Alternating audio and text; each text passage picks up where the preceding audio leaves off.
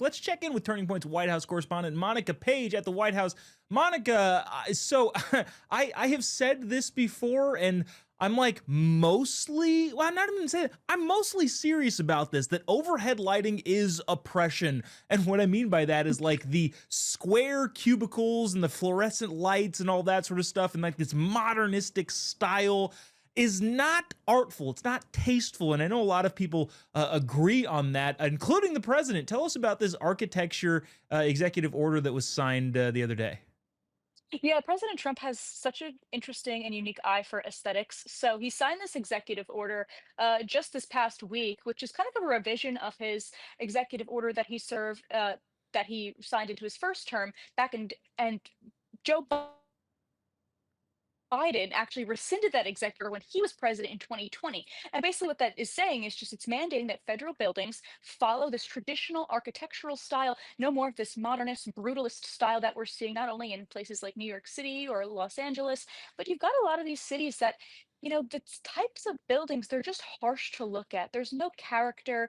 There's just no tradition to it. You take a look at it and you feel some certain type of way. It's all just so basic, and it's super minimalist. And President Trump says we're going to get back to traditional style. We're going to get back to some character. And who better than President Trump? I mean, you've seen the way that he's decorated his Oval Office with all the beautiful white and gold, and how he's making the revisions. He's making one big beautiful ballroom here at the White House. Mhm. So who better than to sign this in President Trump? And I'm hoping that we can see some renovations soon. He actually a couple weeks ago teased that he's going to renovate the Eisenhower Executive Office building, which is right next door to the White House here.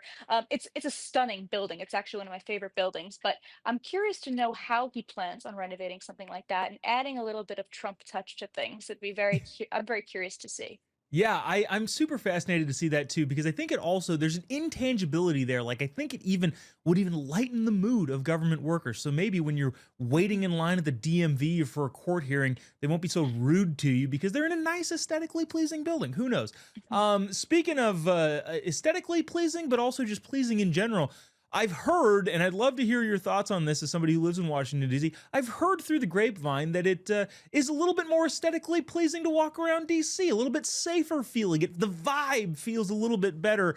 Crime numbers down. Muriel Bowser, the mayor of Washington, D.C., interestingly enough, came out and said, yeah, all of this is working. What are your thoughts as from the White House, but as a young woman walking around D.C. as in general?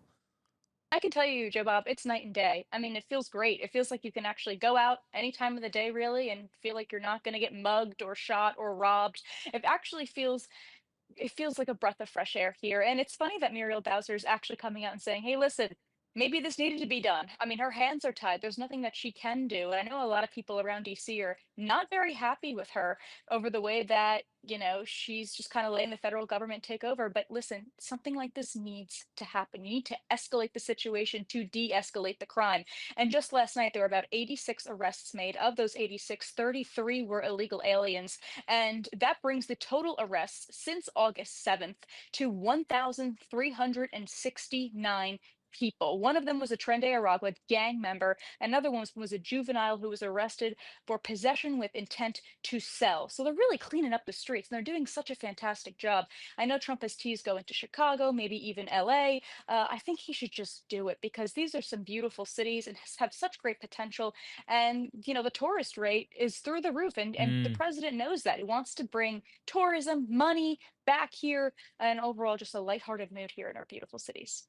Yeah, Monica, I know you would join me in saying our deepest condolences to the libs who are just in tears over the fact that a gang member in the country, probably illegally, was arrested. Again, that's such a shame to them if you have an outlook on the world like they do. Monica Page, 30 Points Mhm. White House correspondent. Have a great weekend, and we'll see you next week.